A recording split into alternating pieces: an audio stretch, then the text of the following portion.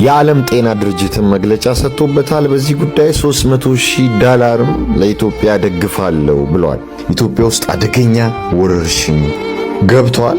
ይሄ በሽታ እንግዲህ ሄሞራጂክ ፌቨር ይባላል ማለት ነውና ይሄ ሄሞራጂክ ፌቨር የሚባለው በሽታ በተለያዩ ቫይረሶች የሚከሰት ነው ማለት ነውና እነዚህ ቫይረሶች እንደምታዩት የተዘረዘሩት ማለት ነው እንደ ኢቦላ አይነት እንደ ላሳ አይነት እና ክራሚያ ኮንጎ አይነት ቫይረሶችን ያስከትላል እና ደም መፍሰስ፣ ትኩሳት የነዚህ ቫይረሶች ዋነኛ ምልክት ነው። በኋላ ላይ በደንብ እናየዋለን በሰፊው በመረጃና በማስረጃ እንደተለመደው። መርሃ ግብሩ ሁላችሁም ላይክ አድርጉት። የዴይ7 ዩቲዩብንም ቻናል ሰብስክራይብ ያላደረጋችሁት ወንድሞቼ ሰብስክራይብ አድርጉ። የኤድ ሸረንን ጉዳይ አያይዘን የምናይ ይሆናል ማለት ነውና በሽታው እንግዲህ የሚተላለፍበት መንገድ ከአይጥም ሊሆን ይችላል፣ ከሌሊት ወፍም ካሉ እንስሳቶች ሊሆን ይችላል፣ ከሰዎች ጋር እነዛ እንስሳቶች ኢንሴክቶችን መዥገሮችን ሊሆን ይችላል። በተነካኩ በተገናኙ ወቅት በሽታ ይተላለፋል ማለት ነው እና በሽታው ከቀላል ሕይወት እስከ ማጥፋት ድረስ ይሄዳል ማለት ነው እና አሁን ላይ እንግዲህ የ6 ሰዎችን ሕይወት በዛው በጂንካ ቀጥፏል ማለት ነው። እነዚህ ጤና ባለሙያዎች ሕይወት እንግዲህ ሊነጠቅ ችሏል በዚህ በሽታ ማለት ነው እና እዛ አካባቢ ንክኪ የነበራቸው ሰዎች ሊሞቱ ችለዋል። በሽታው በጣም አደገኛ ነው።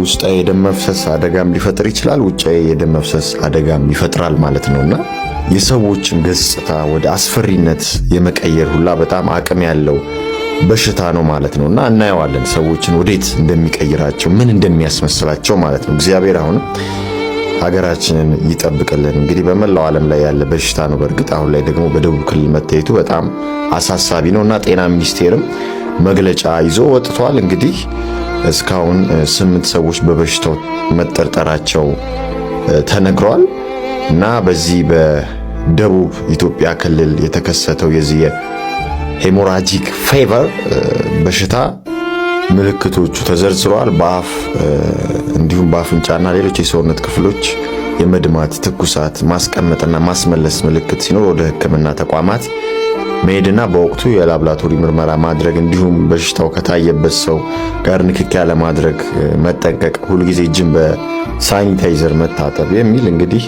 ቅድመ ጥንቃቄ የጤና ሚኒስቴር ሰጥቷል ማለት ነው። በሽታው እንግዲህ ይህንን ይመስላል።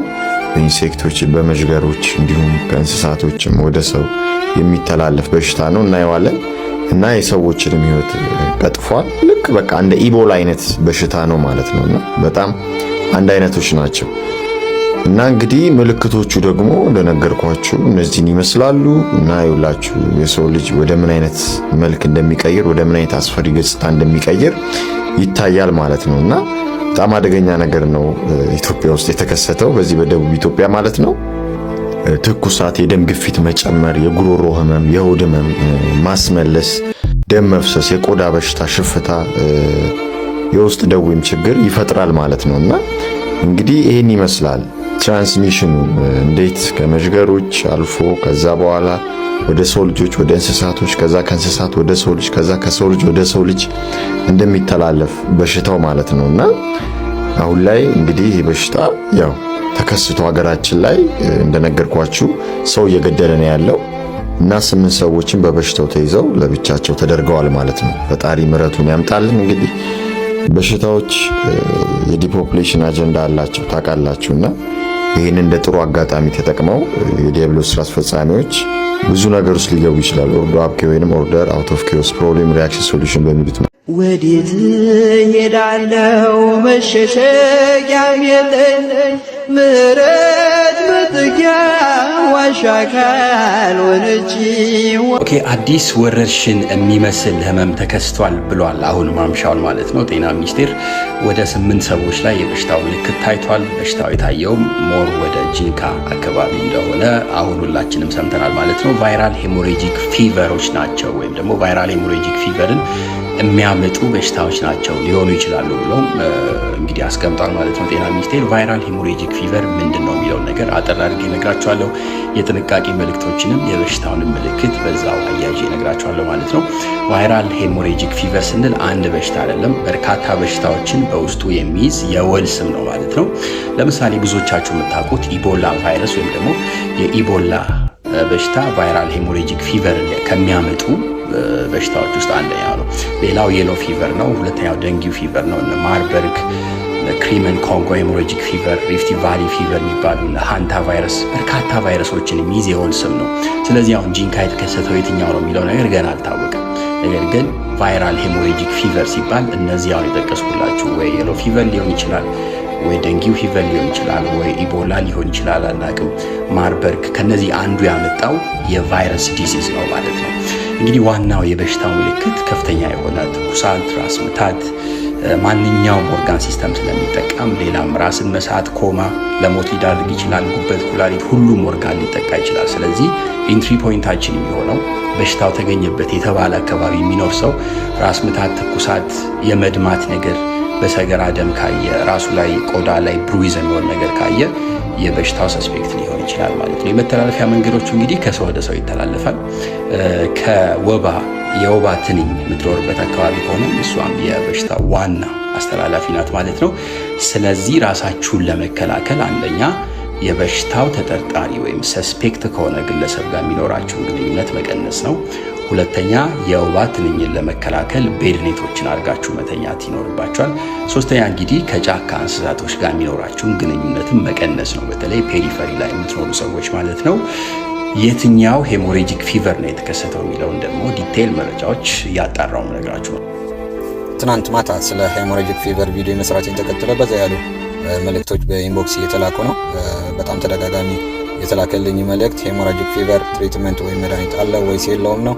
ለአጭር ጥያቄያችሁ አጭር መልስ ሄሞራጂክ ፊቨር ትሪትመንት ወይም መድኃኒት የለውም። ይህንን የሚሆነው ሄሞራጂክ ፊቨር አንድ በሽታ ስላልሆነ ነው። ስለ ሄሞራጂክ ፊቨር በቀላል ለማስረዳት ሄሞራጂክ ፊቨር በቫይረስ የሚመጣ የኢንፌክሽን በሽታ ነው። እስካሁን ባለው እውቀት ወደ 4 የሚሆኑ የቫይረስ ቤተሰቦች ይህንን ሄሞራጂክ ፊቨር የተባለ በሽታን ያስከትላሉ። ምልክቶቹ ኃይለኛ የሆነ ትኩሳት፣ ቁርጥማት፣ ጡንቻ አካባቢ ህመም ስሜት፣ ማስቀመጥ፣ ማስታወክ እንዲሁም ደግሞ እነዚህ ቫይረሶች በተለየ ደም ስሮችን ስለሚያጠቁ በአይን የሚታይ እና በአይን የማይታይ ደም መድማትን ያስከትላል። ቆዳ ስር ላይ ደም መድማት፣ ከአፍ ከአፍንጫ ደም መድማት እንዲሁም በሽታውን ሲባባስ ደም የቀላቀለ ማስቀመጥን ሊያስከትል ይችላል። ሳይታከም ወይም ሕክምና ሳያገኝ አንድ ሰው ለተወሰነ ቀናት ከቆየ ደግሞ የኩላሊት መድከም፣ የጉበት መድከም እንዲሁም ወደ ሾክ ሊያደርስ ይችላል። እንዲሁም ለሞት ሊዳርግ ይችላል። ይህንን በሽታ እንዴት ይተላለፋል የሚለውን ነገር ከሰው ወደ ሰው ሊተላለፍ ይችላል በተለያዩ ፈሳሾች ንክኪ፣ እንዲሁም ከእንስሳት ወደ ሰው በቀጥታ ስጋቸውን ወይም የሰውነታቸውን ፈሳሽ ጋር ንክኪ ካለ፣ እንዲሁም በተለያዩ ነፍሳት እንደ ቢምቢ እንደ ቁንጫ የመሳሰሉ ነገሮችን እነዚህ ኢንፌክትድ የሆኑ አኒማሎችን ነክሰው ወደ ሰው ልጅ ማስተላለፍ ይችላሉ። እንዴት ይታከማል የሚለውን ነገር እስካሁን ባለው አጋዥ የሆኑ ሕክምናዎች ወይም ደግሞ ሰፖርቲቭ ኬር ነው። ፈሳሽ መስጠት፣ ማስታገሻዎችን መስጠት፣ ተጨማሪ ባክቴሪያዎች ኢንፌክሽኖች ካሉ እነሱን ማከም፣ እንዲሁም ከነዚህ ሄሞራጂክ ፊቨር የሚያመጡ ቫይረሶች የተወሰኑት ክትባት ወይም ቫክሲን አላቸው። ልክ እንደ የሎ ፊቨር ቫክሲን እንዲሁም ኢቦላ ቫክሲን አለው። አንዱ ላንሳ የሚባለውን ቫይረስን በደንብ ኢፌክቲቭ የሆነ አንቲቫይራል መድኃኒት አለው። ኢትዮጵያ ላይ ያለውን አዲሱ የሄሞራጂክ ፊቨር በሽታ ወይም ወረርሽኝ ገና መንስኤው በግልጽ አልታወቀም።